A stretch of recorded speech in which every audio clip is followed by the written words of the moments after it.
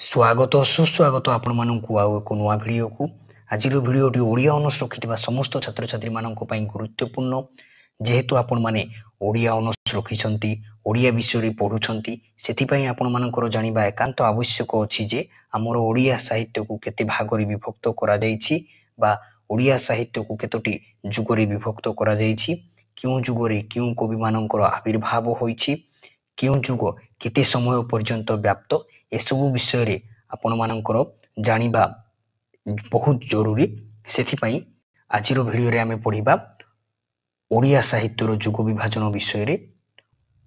ओडिया साहित्य को पांचटी जुग रे भाग करा जाईछि यथा एक रे प्रारंभिक जुग बा प्राक सारला जुग, दुई रे सारला जुग, तीन रे आदि मध्य जुग बा पंचसखा जुग,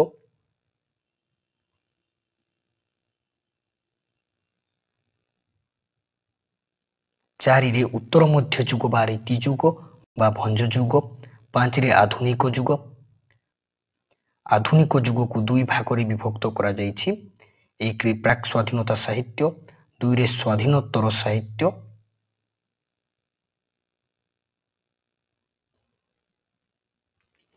प्राक स्वाधीनता साहित्य केतोटी उपविभाग रे विभक्त होईछि यथा नवचेतनार साहित्य, सत्यवादी साहित्य, सबुज साहित्य, प्रगतिवादी साहित्य।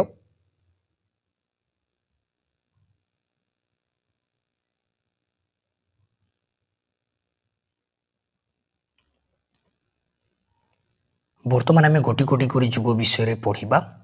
एक रे प्रारंभिक जुग बा प्राक सारला जुग ख्रीष्टीय अष्टम शताब्दी ठारू चतुर्दश शताब्दीर शेष पर्यंत अर्थात 801 रु 1400 ख्रीष्टाब्द पर्यंत समय को प्रारंभिक जुग बा प्राक सारला जुग भाव ग्रहण करा जाए।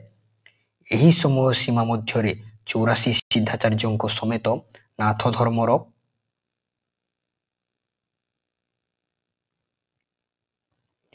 प्रवर्तक और प्रचारक गणकर आविर्भाव होइथिला।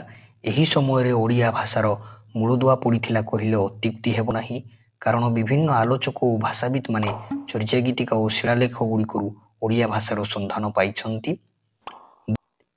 दुई रे सारला जुग ख्रीष्टीय पंचदश शताब्दी अर्थात 1401 रु 1500 ख्रीष्टाब्द पर्यंत समय को सारला जुग भाव ग्रहण करा जाए। एही समयर एकमात्र ज्ञात और प्रतिभावान कवि थिले सारला दास, तेणु सारला जुग को सारला दासों नामानुसारे नामित करा जाईछि।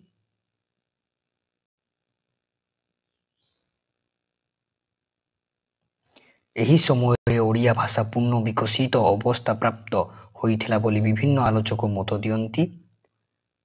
तीन रे आदि मध्य जुग बा पंचसखा जुग ख्रीष्टीय षोडश शताब्दीर आरंभरू सप्तदश शताब्दीर प्रथमार्ध पर्यंत अर्थात 1501 रु 1650 ख्रीष्टाब्द को आदि मध्य जुग बा पंचसखा जुग भाव ग्रहण करा जाए।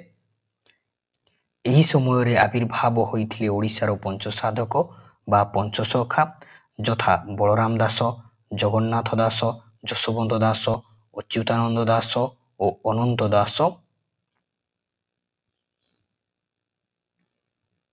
एही पांच जन सखा को आधार करी तत्कालीन जुग को पंचसखा जुग बोली कहा जाए।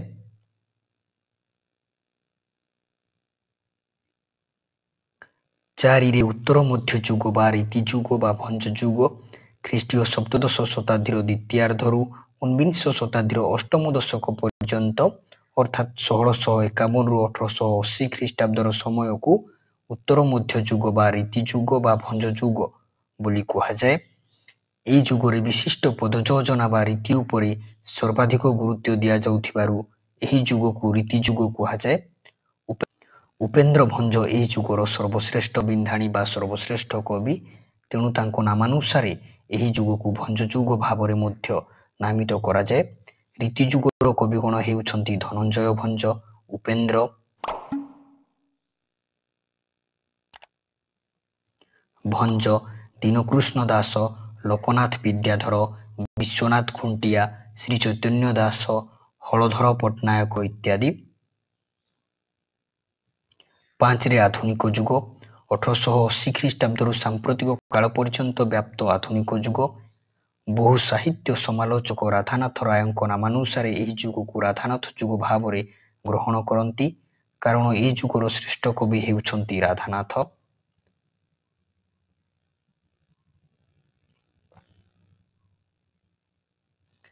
କେତେକ ସମାଲୋଚକ ମଧ୍ୟ ଏହି ଯୁଗକୁ ଫକୀରମୋହନ ଯୁଗ ନାମରେ ନାମିତ କରନ୍ତି। ଆଧୁନିକ ଯୁଗର ବିବିଧ ସାହିତ୍ୟ ପ୍ରକୃତି ଓ ବିଶେଷତ୍ୱକୁ ବିଚାର କରି ଏହାକୁ ଦୁଇ ଭାଗରେ ବିଭକ୍ତ କରାଯାଇପାରେ, ଯଥା ଏକରେ ହେଲା ପ୍ରାକ୍ ସ୍ୱାଧୀନତା ସାହିତ୍ୟ, ଦୁଇରେ ହେଲା ସ୍ୱାଧୀନୋତ୍ତର ସାହିତ୍ୟ।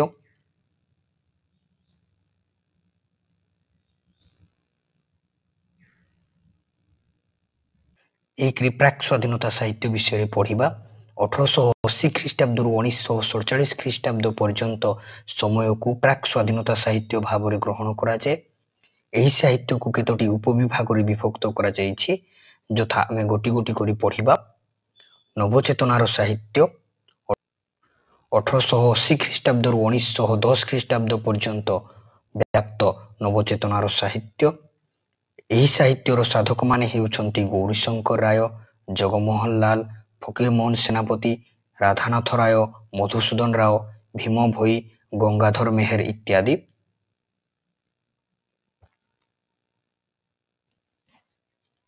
ସତ୍ୟବାଦୀ ସାହିତ୍ୟ 1910 ଖ୍ରୀଷ୍ଟାବ୍ଦରୁ 1921 ଖ୍ରୀଷ୍ଟାବ୍ଦ ପର୍ଯ୍ୟନ୍ତ ବ୍ୟାପ୍ତ ସତ୍ୟବାଦୀ ସାହିତ୍ୟ।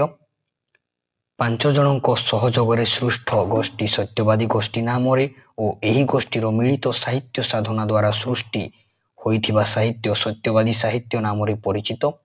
ଏହି ସମୟର ସାଧକମାନେ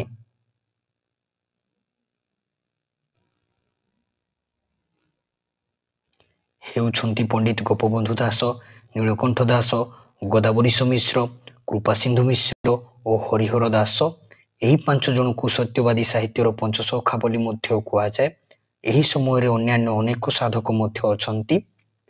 ସବୁଜ ସାହିତ୍ୟ 1921 ଖ୍ରୀଷ୍ଟାବ୍ଦରୁ 1935 ଖ୍ରୀଷ୍ଟାବ୍ଦ ପର୍ଯ୍ୟନ୍ତ ବ୍ୟାପ୍ତ ସମୟକୁ ସବୁଜ ସାହିତ୍ୟ ଭାବରେ ଗ୍ରହଣ କରାଯାଏ।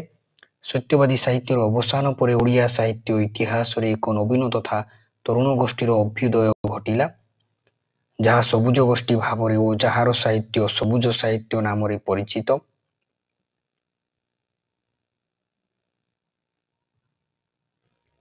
ସବୁଜ ସାହିତ୍ୟର ସାଧକଗଣ ହେଉଛନ୍ତି ଅନ୍ନଦାଶଙ୍କର ରାୟ, କାଳୀଚରଣ ପାଣିଗ୍ରାହୀ, ବୈକୁଣ୍ଠନାଥ ପଟ୍ଟନାୟକ, ଶରତଚନ୍ଦ୍ର ମୁଖାର୍ଜୀ ଓ ହରିହର ମହାପାତ୍ର।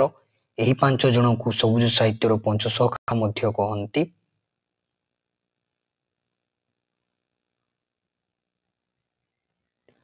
ପ୍ରଗତିବାଦୀ ସାହିତ୍ୟ ଆଧୁନିକ ଓଡ଼ିଆ ସାହିତ୍ୟର ଚତୁର୍ଥ ପର୍ଯ୍ୟାୟ ହେଉଛି ପ୍ରଗତିବାଦୀ ଚେତନାର ସାହିତ୍ୟ। 1935 ଖ୍ରୀଷ୍ଟାବ୍ଦରୁ 1947 ଖ୍ରୀଷ୍ଟାବ୍ଦ ମଧ୍ୟରେ ସୀମିତ, ଅର୍ଥାତ୍ ଏହାର ଉନ୍ମେଷ ପ୍ରାକ୍ ସ୍ୱାଧୀନତା କାଳରେ ହୋଇଥିଲା। ପ୍ରଗତିବାଦୀ ସାହିତ୍ୟିକଗଣ ହେଉଛନ୍ତି ଭଗବତୀ ଚରଣ ପାଣିଗ୍ରାହୀ, ପ୍ରାଣନାଥ ପଟ୍ଟନାୟକ, ରାମପ୍ରସାଦ ସିଂହ, ଗୁରୁଚରଣ ପଟ୍ଟନାୟକ ଇତ୍ୟାଦି।